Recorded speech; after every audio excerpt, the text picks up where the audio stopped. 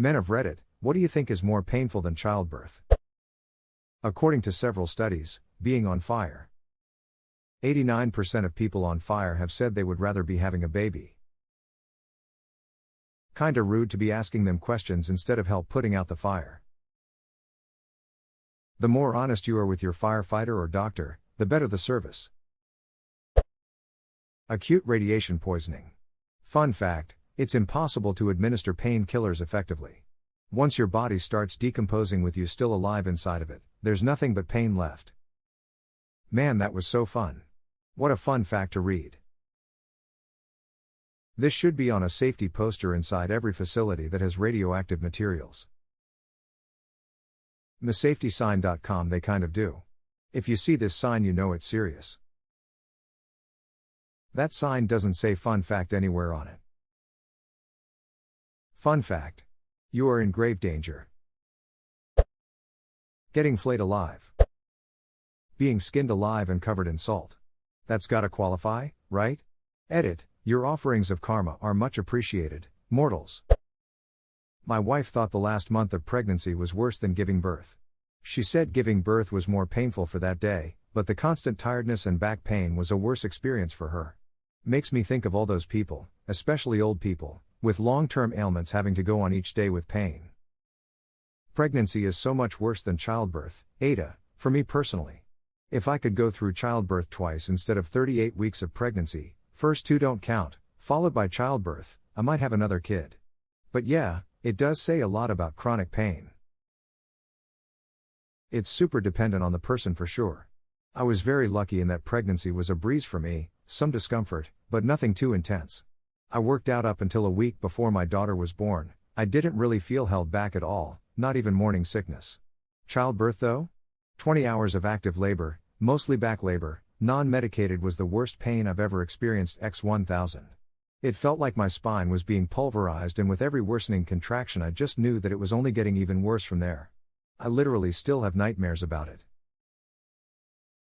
I, too, had pretty easy pregnancies and at one time expected childbirth to hurt, sure, but I felt ready for it after my first. I remember describing a contraction as a jackhammer covered in barbed wire shoved into my uterus. I have since forgotten the pain, but I'll never forget that image. Personally, I'd rather be pregnant a few dozen times before going the labor again. Second baby was much easier though, piece of cake by comparison. Still, hurt like nothing else. Acute radiation poisoning, the level that you get from holding cobalt-62 long, or what killed Daglian and Slotin after the Demon Core incidents. Just watch Chernobyl on HBO and see what the radioactive graphite did to the firefighters that touched it. A quickly spreading burning over your whole body just to be tricked into thinking you're getting better for a few days, and then your body literally begins breaking itself down. It is literally like going through all the pain and agony of dying from the worst kinds of cancer, but condensed into a few weeks. And without the ability to use painkillers since your melting cells can't even hold them. Would it have been an option to kill them and end the painful process? I read somewhere, but don't know if it's true 100%, that they could assist their deaths, but they wanted to research the full effects of radiation on human bodies. Ah, good old humans. Never fail to just torture each other. I'm a burn survivor. In 1973 I was involved over 85% of total body surface, 15% of that total was 3rd degree, meaning all layers of skin were burning. My shipmates put me out with a mattress cover. I spent the next 18 months in hospitals. After becoming stable, about 2 weeks, I underwent daily debridement of dead tissue. Lowered into a stainless steel T-shaped tank filled 1/3 with saline, the nurses cut away all the bandaging and then using scissors and scalpels cut away all the detritus. If you ever need to torture an enemy agent, burn the back of their hands till all the skin is black. Rip off all that dead skin and wrap the tissue in gauze soaked in sterile saline, and wrap that in more cling bandage. Wait 24 hours. Dip the hand into salt water and remove all the bandage to the layer of gauze. Rip the gauze off. 1 finger at a time. I promise the agent will give you every truth he knows. Therese, no way they could put you under for all that? Burn survivor here. No, they can't. I asked the same thing. The explanation I was given is that anesthesia gets exponentially more dangerous as you continue to receive it. Yay, at certain stage of what's described above, I think I'd take my chances. Sometimes death under anesthetics is better than surviving in excruciating pain. The worst I ever had was second-degree burn on about 20% of my body. Flipped a pot of boiling water on myself when I was about 15. It was horrible. I can't even fathom what one has to go through with third-degree burns. Cluster headaches, also known as suicide headaches. People will kill themselves just to stop the pain. It's horrible. Edit, thanks for the rewards and DMs, but I personally don't suffer from this. My wife does though. She often talks about ending it when she has an attack. Luckily she hasn't done anything yet. But in all honesty, I wouldn't blame her if she did.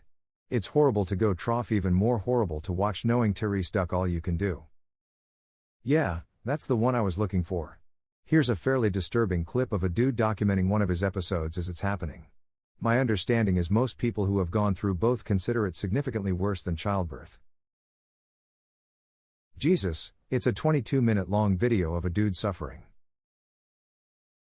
Yeah. I've watched the first minutes. Poor guy.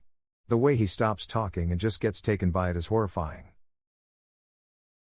When I had my first cluster headache, I thought I had been hit by a stray bullet. I went from completely fine 1 second to being on the floor writhing in pain the next.